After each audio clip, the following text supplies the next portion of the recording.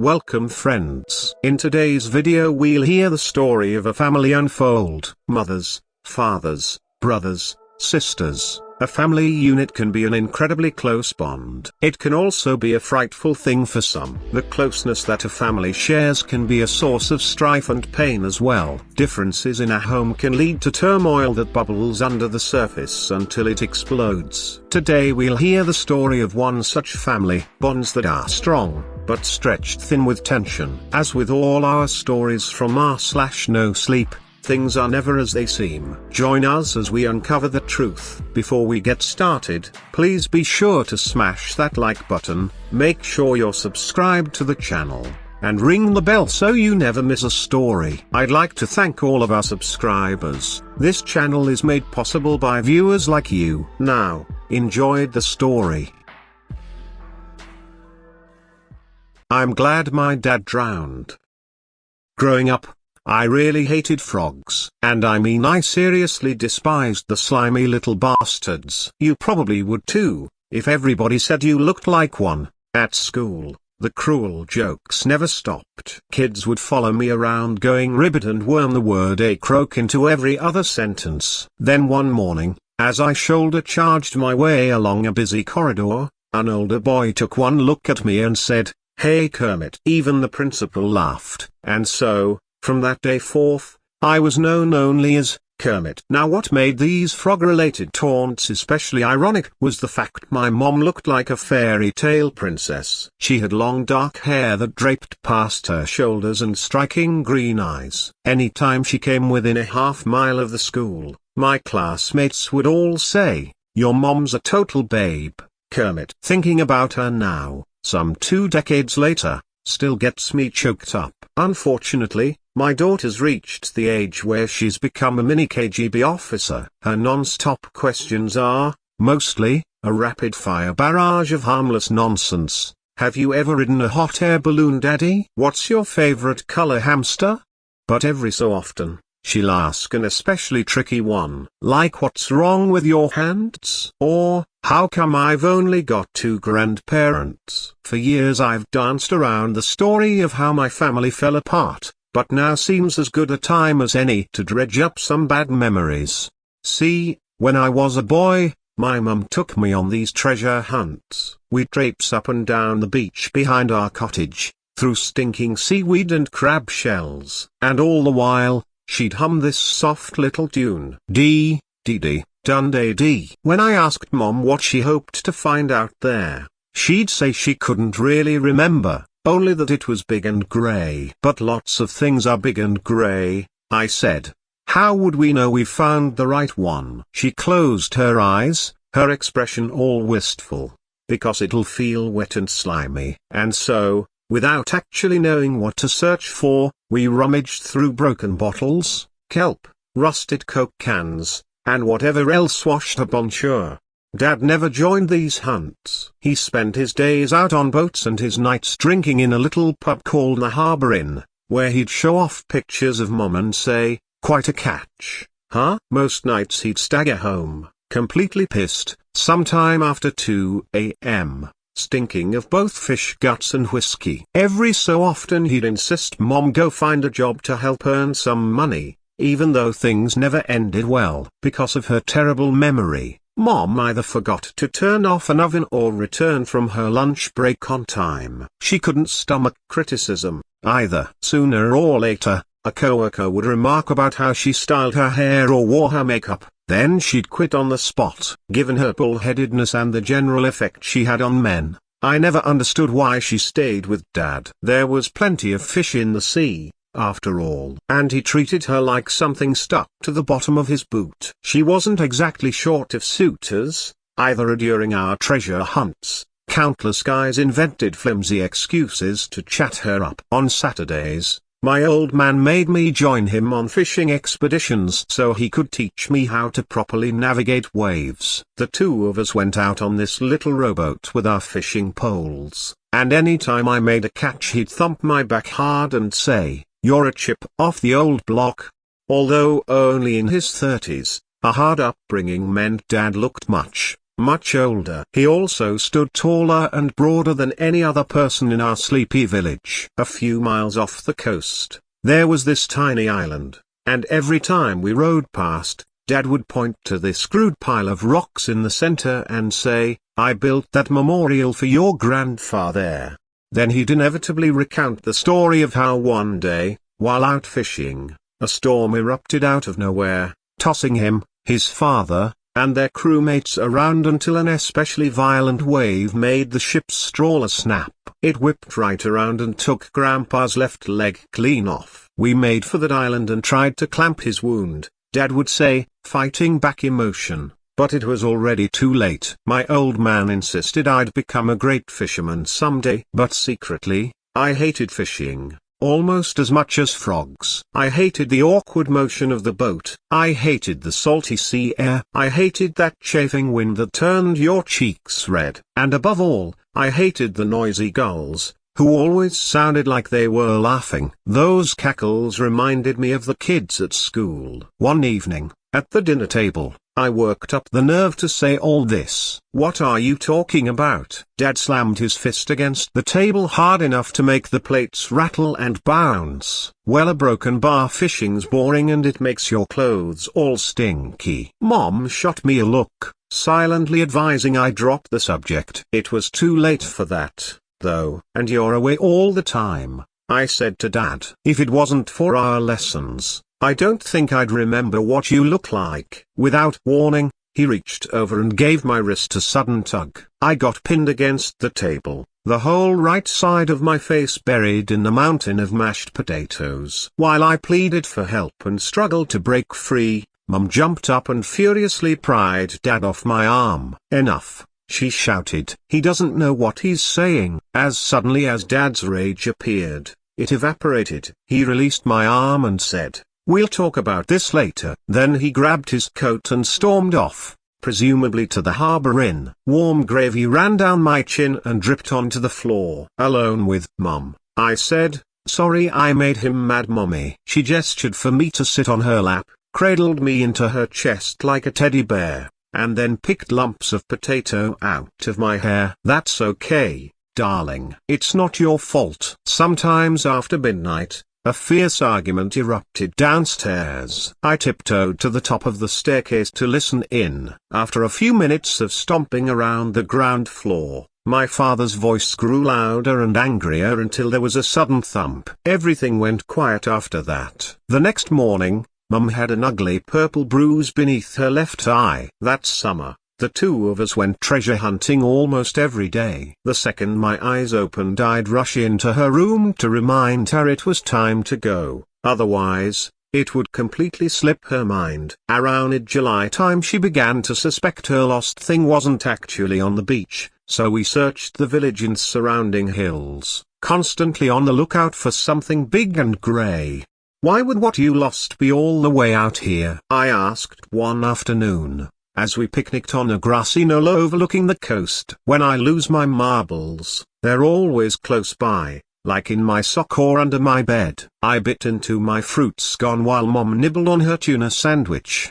"Because your father's a very sneaky man," she replied, matter-of-factly. When I screwed up my face, she sighed and said, "You see, darling, I always thought I'd lost my precious thing. 11 years ago I met your father, and we had a lot of fun together. It was never meant to be long-term, and I certainly didn't like the idea of cooking and cleaning for anyone, but one day I woke up and my precious thing was gone. Without it, I couldn't leave. So I stuck around, expecting it'd turn up sooner or later. Then before I knew it you came along." She gave my cheek a quick peck. "But that night you made him angry. He came home drunk, and we got into a huge row. Well, one thing led to another and he let slip that he's stolen what I thought I'd lost. After all these years, to discover what he'd done, I slapped him so hard it left a mark. Then he grabbed me by the neck and threw me against the wall. The next morning, his hangover was so bad he forgot about what happened. Unsure how to respond, I simply said, "I'm sorry, Mommy." "That's okay, darling. But unless I find what I lost, My memory's only going to get worse. Then we better find it fast. That made her smile. The two of us off after gathering our things, her humming that soft tune. Dee, dee dee, Dundee dee. She made me promise not to repeat any of this to Dad, but at that age, what kid's any good at keeping secrets? The next time he took me fishing, he picked up on my quiet demeanor. "What's the matter with you?" "Nothing," I replied,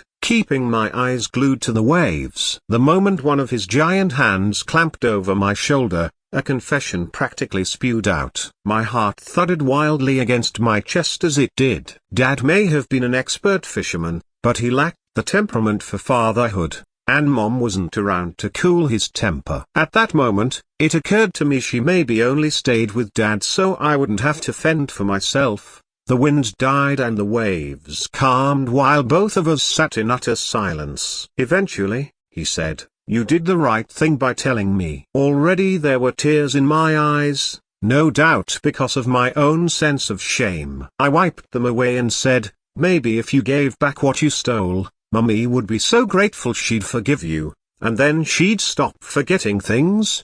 This thing your mum's looking for, if she found it, she'd disappear forever, and you'd never, ever see her again." There was a stern warning in his voice.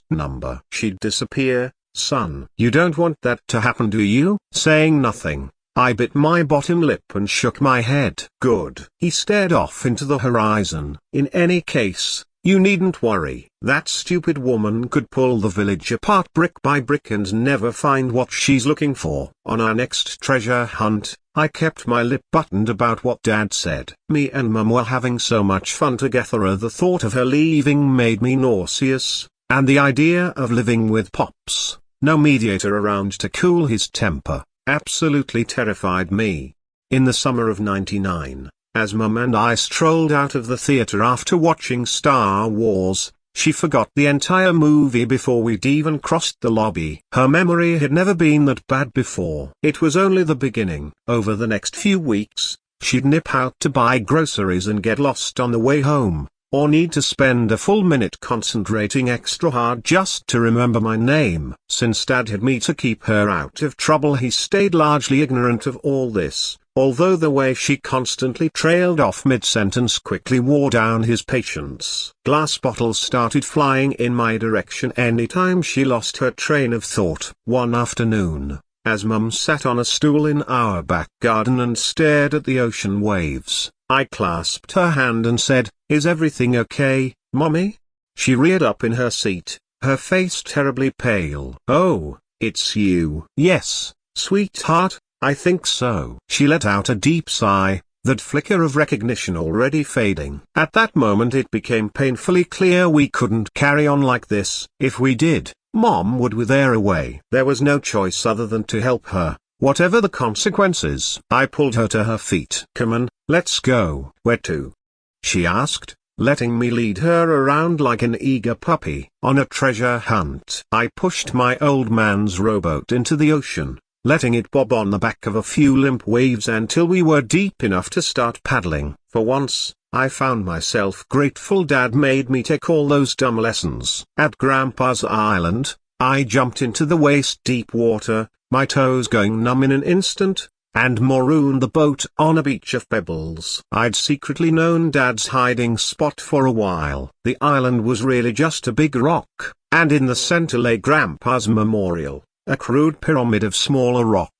My fleece became a damp rag against my back as I pulled the structure apart, piece by piece. Nearby, Mom sat in a dreamlike state. After lifting away an especially slippery, moss-covered stone, I saw something poking out from underneath, a burlap sack, so badly rotted there was a hole in the side. The beginnings of a grey object poked through. "Mom, I think I found it," I shouted, practically jumping up and down. The thing inside the sack had the consistency of pickled eggs and carried a damp, fungal scent. "Mum." I held her shoulders so she had to face me. Her eyes stared off over my shoulder, toward the yellow and orange horizon. I cupped my eyes, squinted into the distance, and saw there was a boat sailing straight toward us. It was Dad.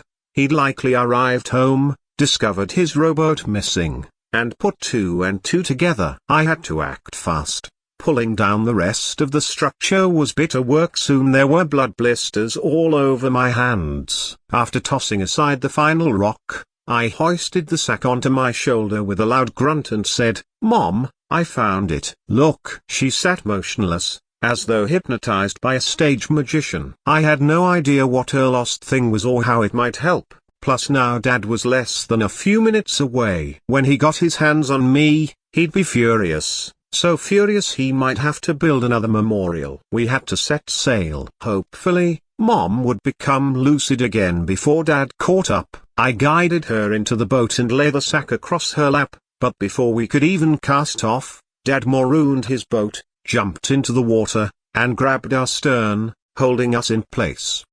"Give that to me," he demanded. "No," I said, angrily. "Mum's sick." "She's sick, and this'll help her feel better." "It won't make her better, it'll make her leave." "Is that what you want?" "Better she leaves than stays like this." He clenched his jaw and stuck me in the left temple, which knocked me onto the wooden boards. I rolled from side to side, clutching my burning eye socket. At that moment, Dad was prepared to kill me. Better his family passed away in a freak boating accident than abandon him for being an asshole, right? The violent action snapped Mum out of her daze. She fumbled for words. "Who said that? What happened? Where?" As her eyes flicked between me, Dad, and the thing on her lap, the realization hit her like a lightning bolt. Dad tried to snatch her object away, but Mum held on tight and went along with it. The rotted sack practically disintegrated as the two of them wrestled around. Then the thing inside fell out and slumped over the bow. Whatever it was kinda looked like a wetsuit. Dad seized Mom's wrists before she could scoop it up. Still feeling every heartbeat along the left side of my face, I fumbled around, grabbed a paddle, bounced up, and then brought the end down across the back of Dad's head. His upper torso sprawled forward, into the boat. Rubbing the swollen goose egg already forming around the back of his skull, he straightened up, pupils badly dilated. Before he could lunge at Mom a second time, I threw myself between them and held out the paddle like a shield while she fumbled around. With barely any effort Dad wrestled away my oar, the boat tipping wildly to the port side. Salt water splashed over all three of us as he repeatedly struck me in the face, and then stars danced in front of my eyes. I vaguely remember lying flat on my back, a river of blood spewing from my nostrils, and watching a hazy, upside-down Mom slide the wetsuit thing up her legs and torso. It made a noise like dog food escaping from a tin. Dad made one final,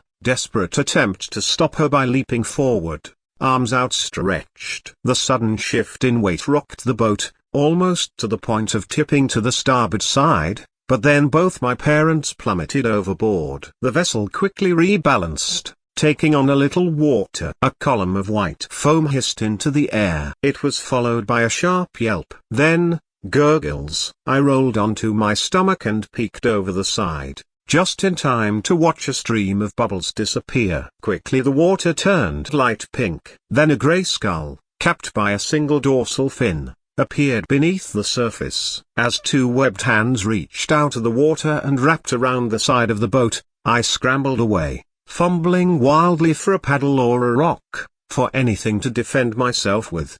Directly in front of me, a sea creature hoisted itself into view. The humanoid beast had fish-like scales, seaweed-colored hair straggling from the top of a wet skull, and deep, green eyes. The creature's mouth widened, revealing countless rows of serrated teeth. It slowly raised a webbed hand, identical to mine in all ways except color, and then it made a series of liquid gurgles. Those sounds followed a simple pattern: D, D, D, Dundee D. I studied my hands. My stupid, ugly, webbed hands, the same ones that earned me the nickname Kermit. And as I gazed into the creature's eyes, those familiar green eyes, it became clear who exactly I was gazing at. Mum, in the years since that fateful day, I've learned all about selkies, a sea folk capable of shedding their skin to transform into beautiful women. Pop down to the local library, and you'll find countless fairy tales about cruel men stealing selkies' skin to coerce them to stay on land and have children.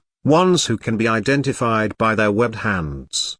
But selkies aren't meant to live on land, not permanently, at least. They either return to the sea or slowly wither away, like my mother. There is, however, one part the old stories always get wrong. They say once selkies return to the ocean, their families never see them again. Today marks the 23rd anniversary of my mom recovering her skin, and every year, at Grandpa's Island, she emerges from the ocean, transforms back into a human, and we have ourselves a family reunion. I told everyone my parents drowned that day. But this year, my daughter's finally old enough to know the truth about my mom. About the selkies. This year, she finally gets to meet her grandmother.